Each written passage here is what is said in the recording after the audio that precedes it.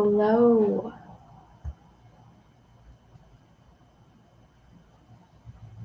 I hope that you guys are doing well. My name is Emily, and I'm so happy that you are here.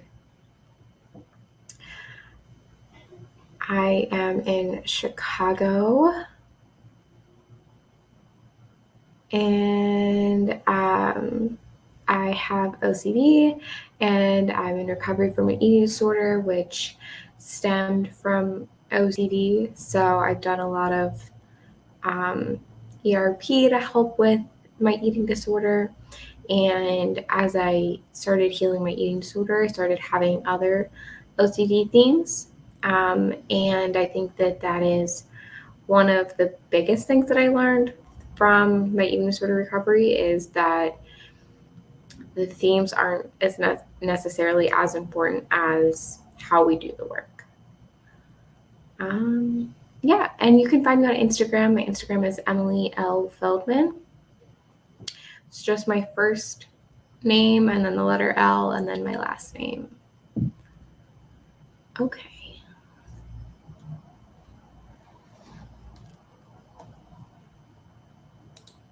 So Emma asked, can you give more information on relationship OCD and how it affects people's lives? I'm struggling. Also, when do you think OCD therapy is going to be available in more parts of Canada? I'm not sure when it's going to be available in more parts of Canada, but you can reach out to the OCD team directly for more information on the availability of it. But in general, I think relationship OCDs, when you question your relationship or different behaviors in your relationship, or you seek validation constantly for the validity of your relationship. But it affects people's lives in the same way that OCD affects people's lives with OCD, like of different themes. It makes it really hard to live, and you get really focused. And in my experience, OCD made my world really small because all I could do was live in that cycle of anxiety, obsession, compulsive behavior, safety behavior, and then, we're just in the cycle constantly. And there was a lot of avoidance in there too, because I didn't want to have to be in that cycle. So I would, avoid things that would trigger that. So, yeah, it affects people's lives just like OCD of other themes affects it, but it might affect people who are in relationships more greatly, because it really targets what your values are. So how are you guys doing? This is my first time doing a stream by myself. I was on my first stream last week or 2 weeks ago with Jenna and Jackie. I did Jenna's podcast. I was a podcast guest a few months ago, and I talked about my recovery journey and how OCD played a huge part in it. Because, I would have those worries about my body or about food or about, anything. And then I would have those compulsive reactions to cope with those thoughts. And doing ERP really helped a lot. And that's how I made the majority of my progress in my eating disorder recovery. Okay, so someone says I can't concentrate on my thoughts. So I'm not really sure what this means, but I'm guessing that it means that maybe you're having a lot of thoughts all of the time, like your mind is racing. And that can definitely feel really overwhelming, especially when you're constantly having all of those thoughts all of the time. So for me, when this happens, I try to do some grounding exercises. And do things like deep breathing, coming back into the space where I am, focusing on what I can physically see and touch, and trying not to engage in like rumination over like, what does this exactly mean? Or why am I having all these thoughts?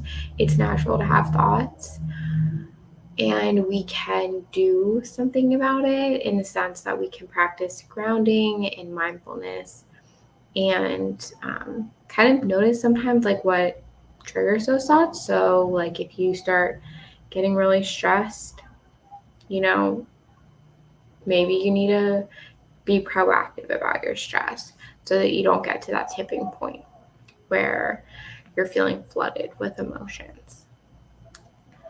Okay, hope that helped.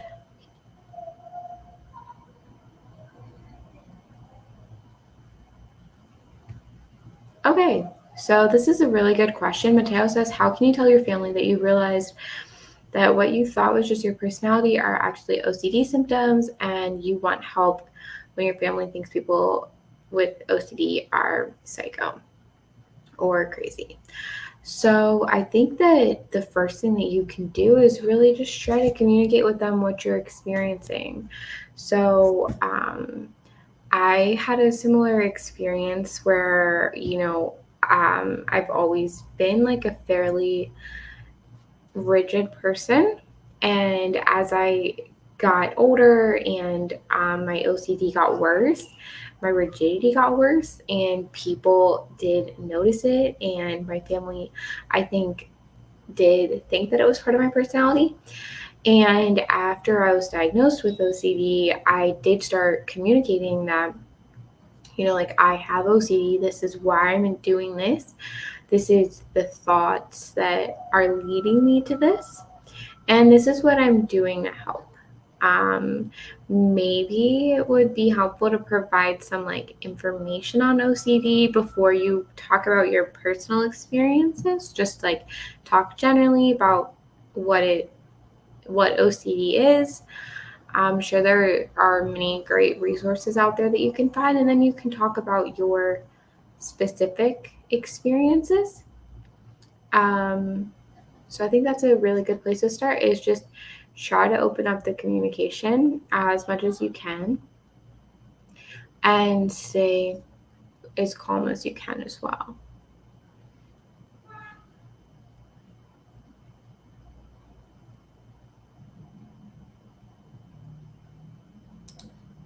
So Daily Arc Rain says, do you guys feel the need to end a good day sooner so you can remember it as a good day to avoid it becoming bad? I'm so scared that OCD will do something or something bad might happen. So I think that the number one thing you can do here is do some exposures, like just having a good day, or when you have a good day, letting it continue and not ending it or stopping the fun or whatever activity you're doing before it goes bad.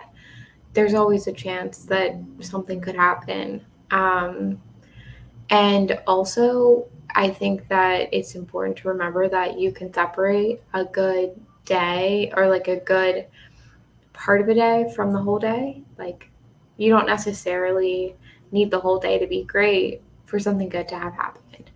But I think the number one thing is just do exposures, see how long you can go.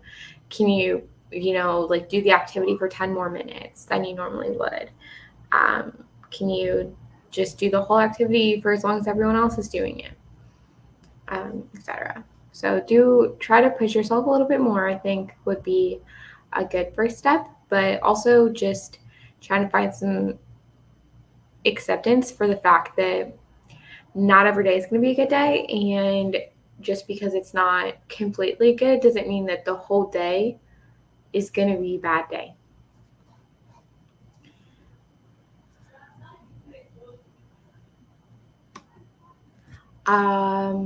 Shay says that the things that they're obsessed about are more realistic. Does that mean it's not OCD anymore? I don't think so. I think that OCD obsessions,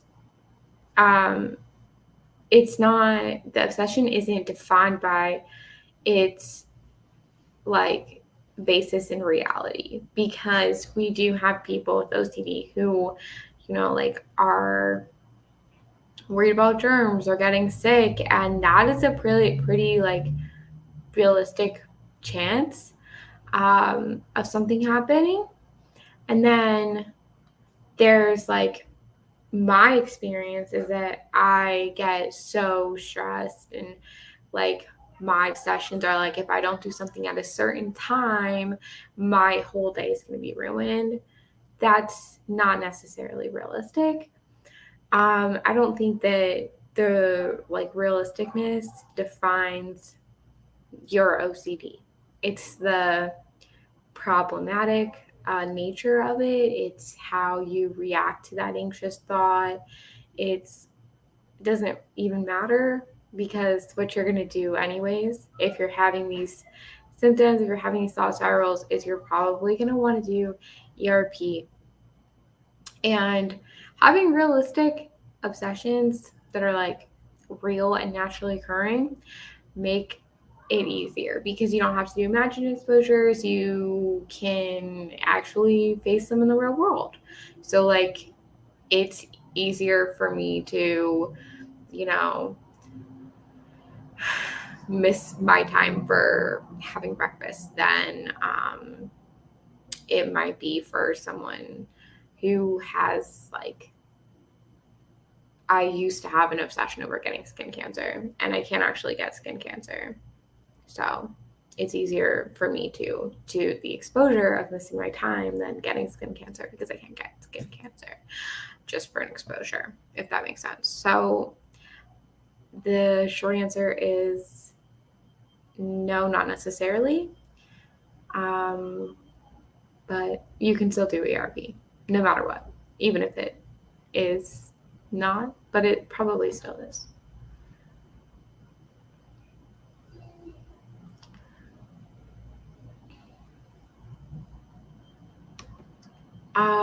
I'm massively obsessing over my brain not functioning correctly. I would just keep doing exposures, go outside and just walk past a bin, or people. And, if it's not necessarily like a specific thing that like triggers the obsession, like it's just in general you're worried about it, you could just like try to expose yourself for a certain amount of time. Like go outside for like 5 minutes and see if you can do it, and try not to like ruminate over it or do any like compulsions to make you feel better. So like don't go check to make sure, just keep on walking, or just do whatever you would normally do if you weren't having that obsession.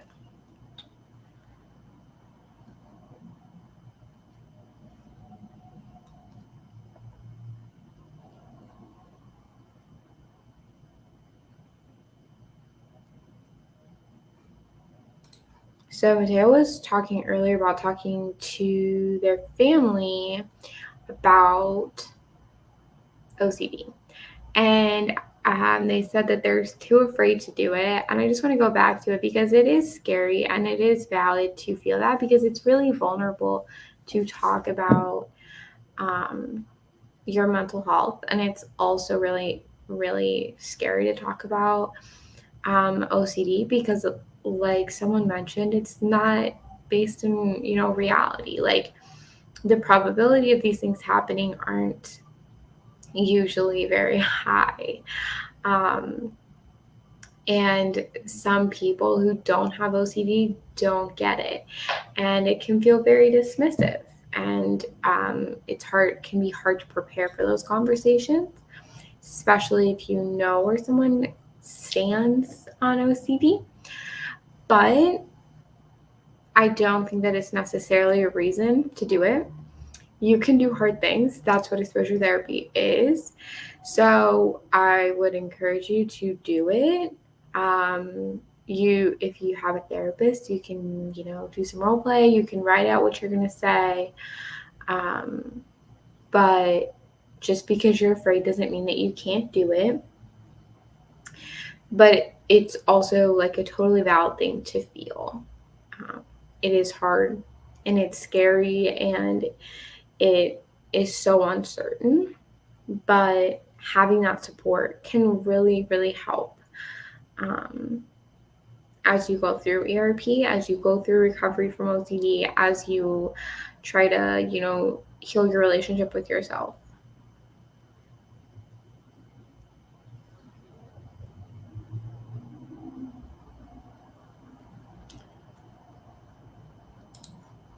So Roxanne says, after going through ERP, my OCD compulsions are way better, but I still struggle with procrastinating and avoiding.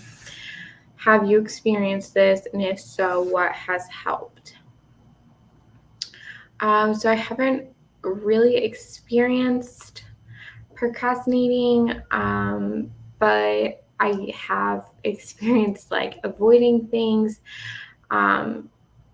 because I don't want to like get into that OCD, like because I don't want to engage in the compulsion, so I will avoid it. So, or like I don't want to ruminate over something, so I'll avoid the trigger. And I think that the point of this is that you're not done with ERP. ERP is constantly a work in progress. People who don't have OCD, who don't have like major anxiety, they still have things that scare them, and they still have to face their fears, and they still have to do that in a healthy way, not engage in safety behaviors, like ritual, which would be like the OCD equivalent. So I think that the point here is that it's a work in progress. Like you are allowed to be a work in progress. And the first step is definitely recognizing that, you're having this problem. So like my understanding of this question is like you're procrastinating and avoiding things to not have those compulsions, but maybe I'm misunderstanding the question. But if that's the case, then I would just keep doing those exposures, like do the things that you know might cause a compulsion and don't engage. Okay.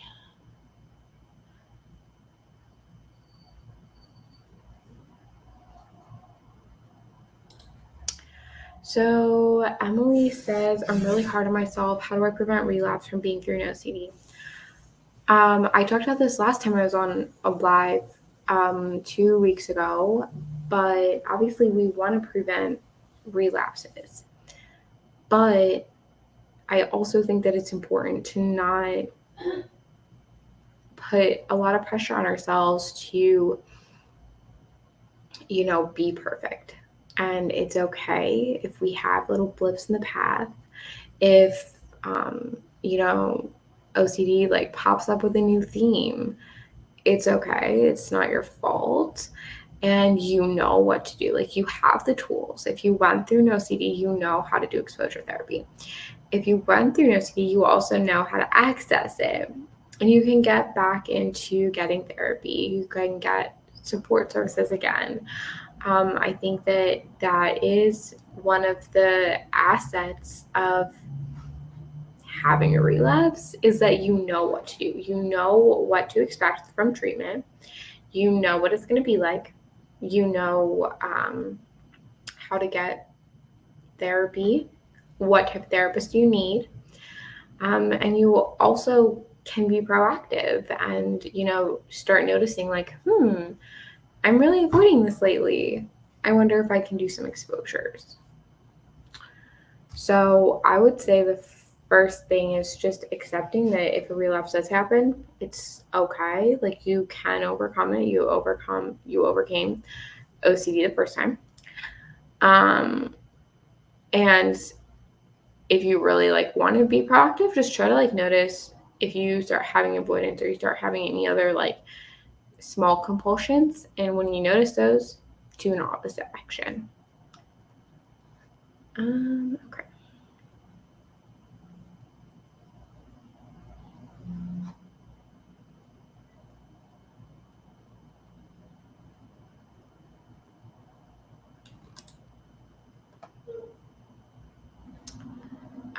Any advice about OCD related depression, how to overcome this? I just started treatment this past month. So I have OCD and depression. I'm not really sure how they're connected, so I'm not sure like what your experience is. But I do sometimes find it really hard with my depression to continue doing exposures because of like the depression symptoms. But I think that, it's really kind of important to like find out what works for you. Like, what are your values? What are your goals? How does your life look if you continue on the path that you're on? And how would your life look if you didn't? If you changed, if you did ERP, if you chose recovery, how would it be different? How would you feel?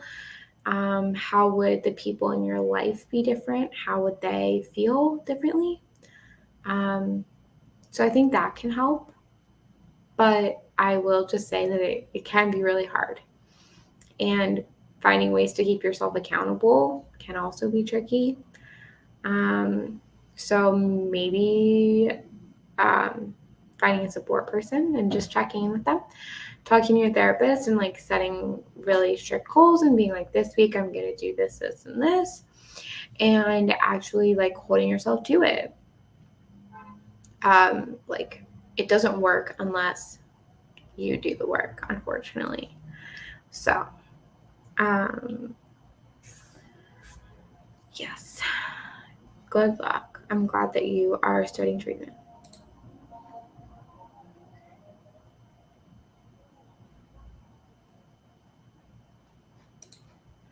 Okay. So someone's saying that the images that they get from OCD really distress them. They try to move on, but it drags them back, and the more images just keep on coming. The major problem is that images feel very real. This can be really hard because, it does feel real, and the threats do feel very present. So some of the things you can do is, do the exposures. And when you're having those, try to find ways to like ground yourself. So instead of, like fighting it, try to focus on your breathing or do like a mindfulness exercise and just like come back to it. So that you don't feel as distressed. You just want to lower your anxiety a bit. But I would just say try to keep doing those exposures. I know that it feels really hard, but OCD gets better if you do ERP. So, good luck. Someone says, for me, the depression got better when I started talking to myself the way I talk to others and having self-forgiveness and celebrating even the smallest wins. This is absolutely so true. Self-compassion is a huge part of my work through eating disorder recovery because like our bodies do so much for us, our brains do so much for us, and OCD is not like it's not actually helpful, but like our brains think they're being helpful and they think that they are protecting us. So in that moment, we can say, like, thank you for trying to protect us, but I know that it's not an actual threat. And that's why I'm doing ERP. I'm doing ERP so that you're retraining your brain to detect real threats and not these like made up threats or worrying all the time about these threats that aren't present all the time. So practicing that like self-compassion, it's hard. It's hard to, like fight this battle in your head every single day. It's hard to show up every single day. And it's hard to, cope with these feelings. Like Viseo was saying how distressed they felt. It's really difficult to navigate that. It is. So finding like ways to like love yourself and practice like gratitude for what your body does for you, and forgiving yourself because like you're a human being. You're not a robot. You can't fix yourself overnight. There's not like a system reset. And we're all built differently. So we all have different strengths and weaknesses and different tools that are really accessible to us.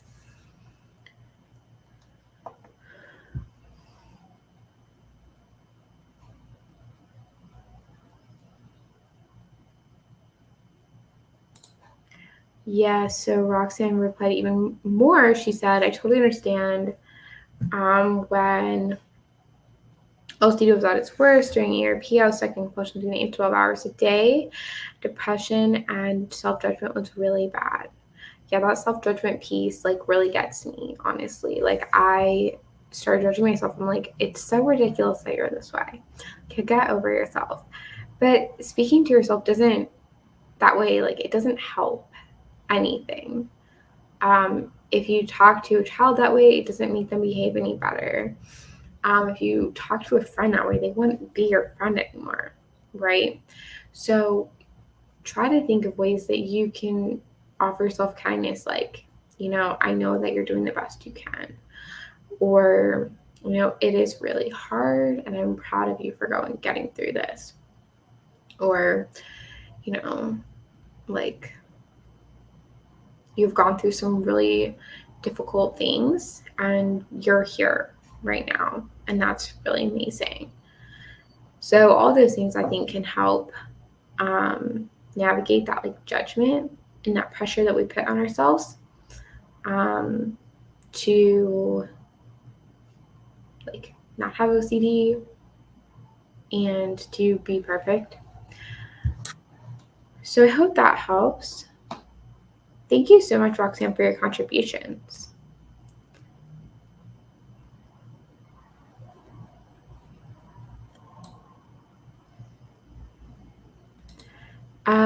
Someone asked, what does it mean to be recovered? I think that I would definitely not say I'm recovered. So maybe not the best person to ask, but like what I'm shooting for is feeling more peaceful and more flexible. So right now I just have a very like rigid schedule, rigid beliefs about myself and the world, and it's kind of hard to, like navigate. And I can't, like, I struggle to change my plans. I struggle to like even make plans. And so my goal with OCD like treatment with ERP is to become more flexible. So I think that what recovery means for you might be different than what it means for me, because it kind of depends on what your values are and what you want to get out of it. Also, like, to say that you never have anxiety again, that might not be realistic. Maybe you got OCD like after pregnancy, like postpartum OCD, and before that you never had any anxiety. So maybe it is more realistic to say that you like want to get back to that like anxiety level, but I know that even when I was younger, I had like a lot of anxiety, so it's probably not realistic to say like, oh, I don't have any anxiety. You know what I'm saying? So I think that it's based on your personal, like your personality, who you are, like your um and what your values are. So like, what do you want to get out of it? What is your goal with therapy? Why are you working towards it? Okay.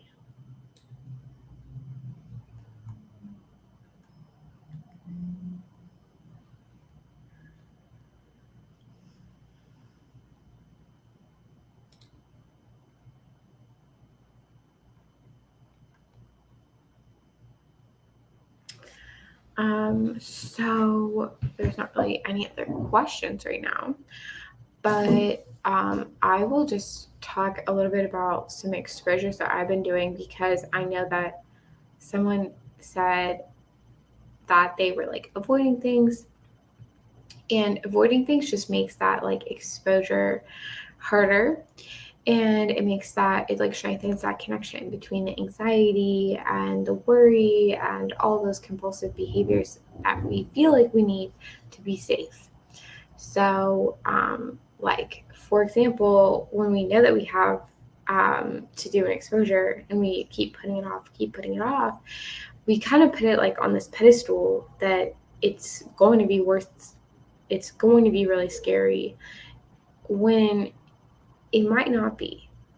And by keep pushing it off, each time we push it off, it just gets higher. That anxiety is building, the anticipatory anxiety. I think actually someone said something about that. So I think that it is important to do those exposures.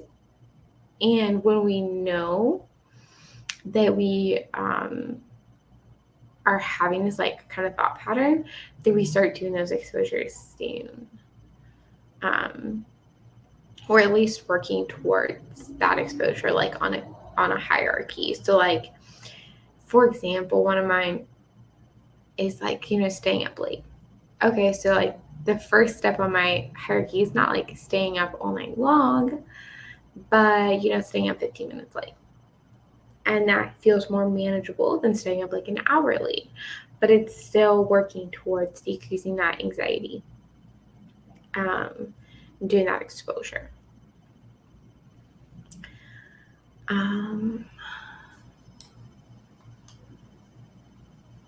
Also, another thing that is similar to that is like fear food. So, like the longer you avoid something like this, you put this like power over, you give it this power that's not necessarily like, that just doesn't belong on it.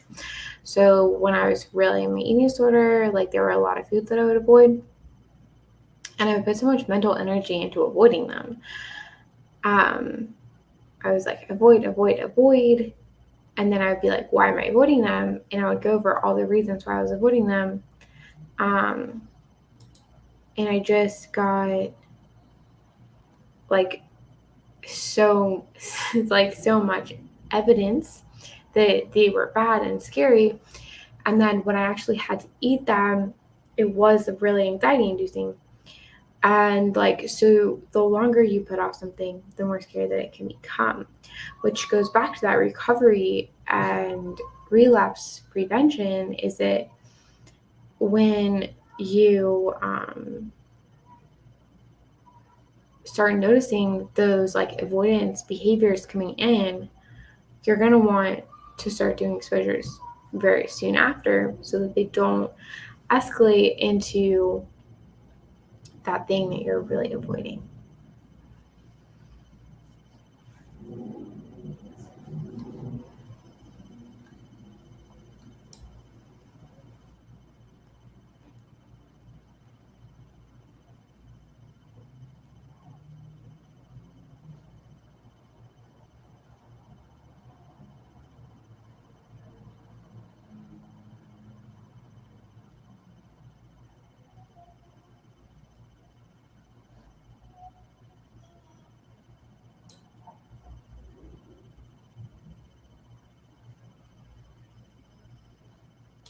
So someone asked, do you have any positive mantras or habits that help when you find yourself going off track with anxiety or OCD?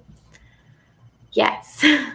I love mantras because they really help me come back to the moment, help me ground, help me find the present moment and stop shooting forward and like spiraling. So I actually did a post about this on my Instagram, which you can find. My Instagram's Emily Feldman. But my favorite my favorite mantra is like, I'm here now. So in this moment, I'm here, and that's all that matters. This moment right now. Nothing else matters. I don't know exactly what's going to happen in the future. The past has already happened, and I can't change it. I'm here right now. Another positive mantra is like, if I'm really struggling with doing my like meal plan or doing a food exposure, is like I trust my body. I'm allowed to nourish myself. So I think that those things, like kind of figuring out what you need help with and then coming up with a mantra for that. But I love that I'm here now. Yeah, I love that one too. That is my go-to. I usually go with that one. And then habits, writing down the exposures that I need to do is my number one thing, I would say, because otherwise I forget. I write them down in my planner. So I have my planner here, and then I just like wrote down what my exposures were so that I remembered, and I see them every day, so I don't forget. And then I can tell my therapist when I do them. Okay, someone said, I'm going through an OCD now, and ERP is working, even though I still struggle day to day. Do you ever deal with having a hard time in the morning with your OCD theme? Yes, I have. I wouldn't say like necessarily like the morning's the hardest time for me, but I do have a very strict routine in the morning, and it is very hard for me to break. So I do understand that.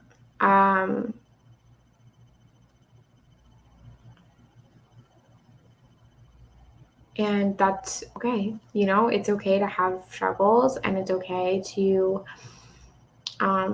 be worried about the day. It's okay to wake up with that worry. I think that something that I like to do that has been helping me is I usually do like a 5 to 10 minute meditation, and I just like do my meditation with my mantra, I'm here now. So then that way I can come back to that anytime that I'm struggling with my OCD theme.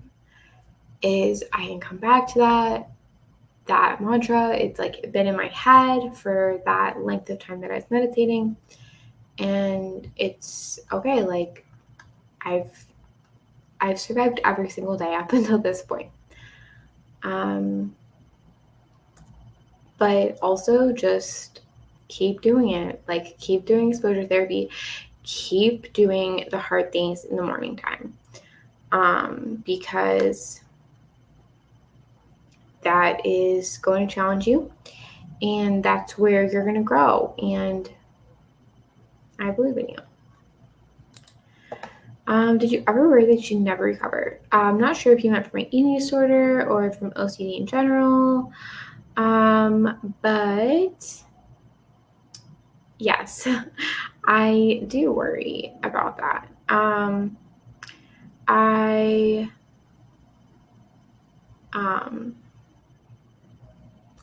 still kind of worry about that. I mean, like, I wouldn't say that I'm recovered. So it's hard, but I don't necessarily know if I need to even shoot for recovery completely. I know that I can do better than I'm doing now. And That's what matters to me, I think. Thank you. It's a little bit distracting, I will admit. I'm sorry if I keep getting sidetracked by this grammar. But going back to this question, I think that the best thing that you can do is just like try to practice some like exposure and like acceptance here. It doesn't necessarily like, it's not the end all be all, in my opinion. I can live a fulfilling life if I continue doing my exposures. If I continue working towards my goals, I can be more flexible. I can spend more time with my family. I can, live the life that I've been wanting to live. So, yes, those things would also be possible with full recovery. And those things would be more possible with full recovery. But if I shoot for like full recovery, I feel like it's a lot of pressure to put on myself. And it doesn't, like, if I'm shooting for like a good point where I'm comfortable and flexible, and then I just keep on going, that's a great benefit. But I just feel like I have a very perfectionist mindset. So I don't necessarily find myself trying to get there. I don't think that that's helpful, but hopefully it is.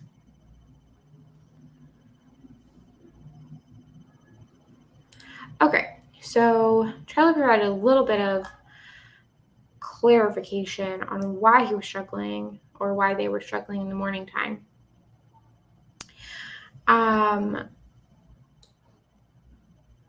So cannot manage time well, which leads to procrastination. Doing too many things at once and all have to be perfect. So I would say that the best thing you can do is try to, write a to-do list and, maybe pick one thing to do each morning, or make a block of time and give yourself, say, I'm going to do yard work for 1 hour this morning, and then I'm going to exercise for 30 minutes. And that's all the time I have to do it. It doesn't matter how it looks. It doesn't matter how much I actually got done. I'm going to come out tomorrow and do another hour. I'm just going to keep doing that every single day. For me, it's really hard for me to stop things in the middle. So I do understand that this, like, having to like do things and needing them to be like done. So I would just like challenge yourself. And if you're feeling like pulled in a lot of different directions, really like block out your time and be like, I'm going to do this for this amount of time. And then I'm going to do this, and try not to like get them mixed up. Hopefully that helps maybe. Okay.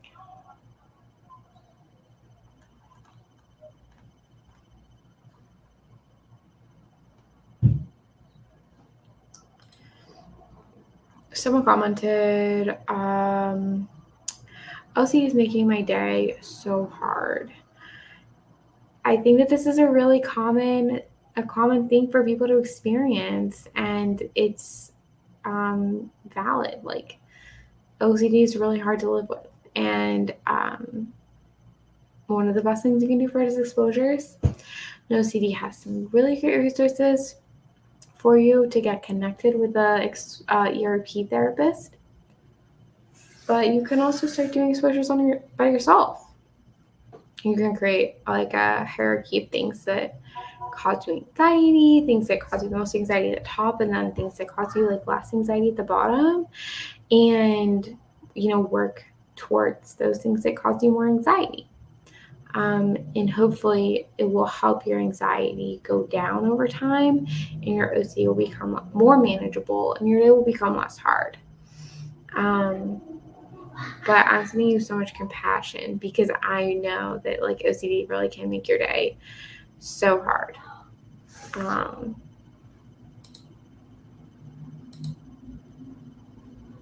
Okay.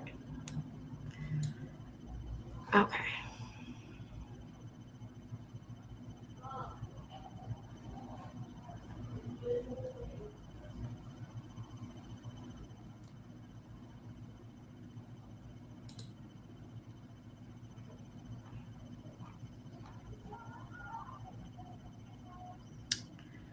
Does anyone have any other questions? Also, I didn't know that I could block him, so sorry it took me so long to do that.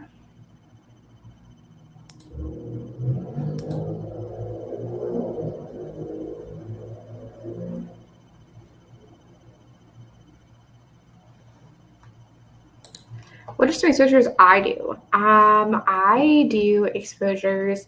I'm doing some exposures right now for eating disorder, which look like not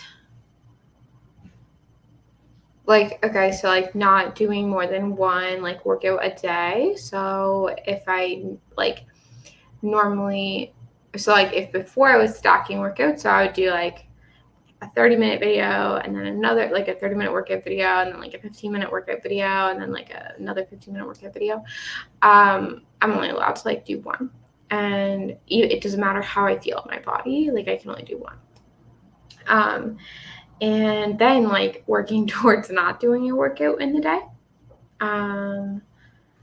And another exposure that I'm doing is I'm trying to think. I just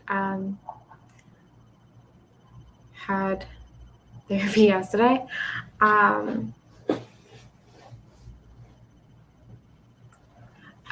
I'm going to bed later and going to the store and buying something, and not necessarily like it's not something that I necessarily need, and not like cutting out something that I do need. So does that make sense? I'm trying to think if there's any other like exposures I can think of off the bat. If I think of any more, I'll come back to that. I'm doing, I forgot. I was doing exposures, and then I was doing some like compulsions after that, even though I was doing the exposure. So I was kind of like undoing the work of the exposure. So what I'm doing this week is like kind of the same exposures I was doing last week, just making sure that I don't do any of the compulsions. So I'm continuing to do like an 8-minute meditation instead of a 5-minute meditation, and not checking the time when I'm doing things. Okay, so someone says that they sent a video telling them about their OCD and the friend didn't even watch it. So this is really hard, and it can feel really sad when someone doesn't really respond with compassion to our like mental health concerns. But it doesn't mean that your experiences are any less valid, and it doesn't necessarily mean that like you're a bad person, or that you don't deserve to have friends, or that you shouldn't ever tell anyone about your OCD again.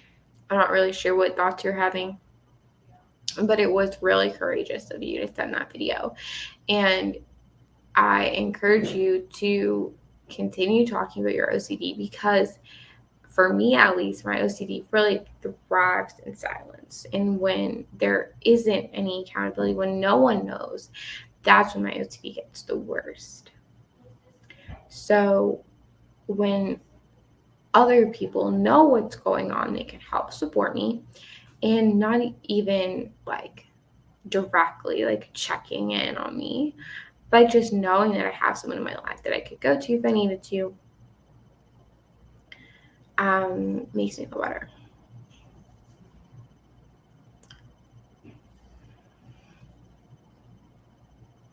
Also, I will say that maybe your friend just didn't know how to respond.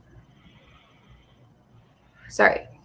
Sometimes when I tell a friend something and it's really personal, or I know that they don't have any experience with it, I'll tell them, like, I don't expect you to know what I'm going through, or I know you don't have any experience with this, but I just wanted to share what I was going through. You don't have to respond, or you don't have to like offer me suggestions. I just wanted you to know. So maybe next time you could, offer that option for like, what do they say? Because OCD, like, it's something that is so different in our experiences and how it's portrayed, like in media. So I don't think that a lot of people have a really good understanding of it. So maybe they just really don't know how to respond. Yeah, Delia Green said it perfectly, way more succinctly than I did. Roxanne suggested this meditation app, which I haven't seen, but I'll check it out.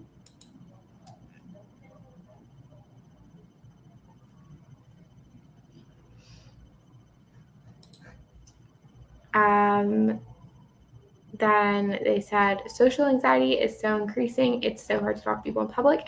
This is a great exposure you can do, is talk to people and try to like just start a conversation with a random person. Maybe this is like saying thank you to your barista when you normally wouldn't, or maybe it's like asking your barista, like, how was your weekend, or asking the person waiting in line something. Like, you can do exposures, starting conversations with people on public. And I will say that I did this not like as anything formal for an exposure, but just like I did start trying to do this, trying to like just start random conversations with people to increase my ability and decrease my anxiety about it, because I was having like so much anxiety about talking to people. And it really did help a lot. Also, the more you do it on your own terms, the easier it becomes when other people start talk to you, because I used to like really hate that. But now that I have like learned how to initiate those conversations, has made it easier. So Omar says something about OCD, existential questioning, everything about the whole world and reality. I would say just do ERP. I don't really have a lot of familiarity with existential questioning OCD, so I'm sorry, but I would definitely say ERP for OCD. What was a turning point for you when life started becoming good again? I would say that, like, I would say, first of all, I'm very much a work in progress, and some days are better than other days, and some days are really, really, really hard. A lot of days are really, really hard, and I think that that's a very normal part in healing and recovery and this process, and it's okay to struggle. But I think that the turning point for me was when I realized like what my values were and like what the point was. What's the point of me recovering? What's the point? Why is it important to me? And how does my like, how do my values show up in my like work in therapy? So I think that that would be like my biggest turning point in therapy, is just like the connection to my values and the connection to what I want my life to be. But it is a lot of work, and I'm still working really hard.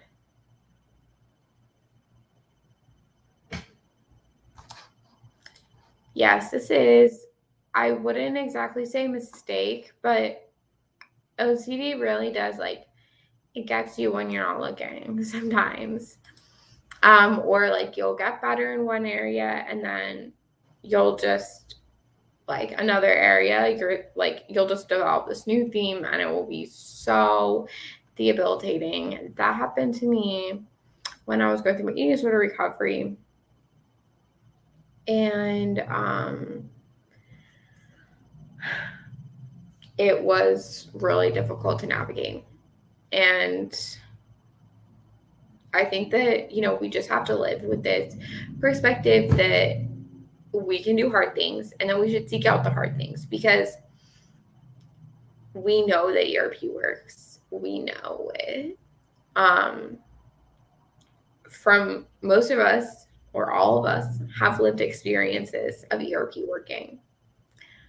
And if you've gotten to the point where you are recovered, or you're almost recovered, or you're living at a point where your OCD isn't debilitating, you have very strong evidence that ERP works. So I just keep coming back to the point that anytime you start noticing those compulsions or bad habits coming back, you do ERP. You start doing those challenges, and you're like, what would feel the most uncomfortable right now, and can I do it? So if later down the line, I'm totally okay with staying up late, and then all of a sudden one day I'm like, oh my God, I can't stay up late anymore. I need to go to bed early all the time. It's okay, well, what would happen if I stayed up late? Just doing that opposite action, trying to fight that rigidity. I'm not saying I can never go to bed early again, but it's just fighting that rigidity and making sure that you still have that capability. It's like a muscle. You want to make sure you don't lose it.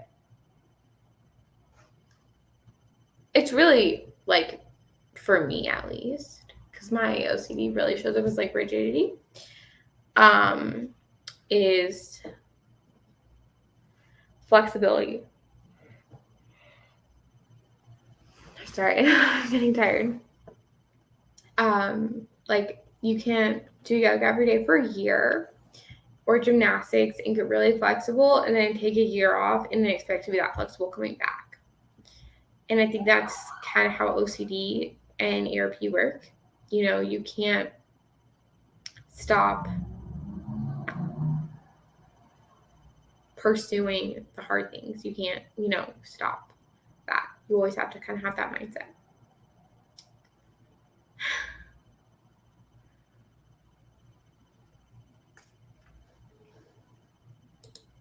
Okay, so just about wrapping up now. If there's any last things before we close out, I just want to remind you that I'm on Instagram. I would love to have you join me over there. My Instagram is Emily L. Feldman, just my first name, the letter L, and my last name. You can feel free to DM me or comment my things. I do have quite a few posts talking about OCD, different things that have helped me, eating disorder topics. So I hope that you enjoyed this time together today. I did. It was great to talk with you guys. And yeah, I hope that you guys have a great evening. Bye.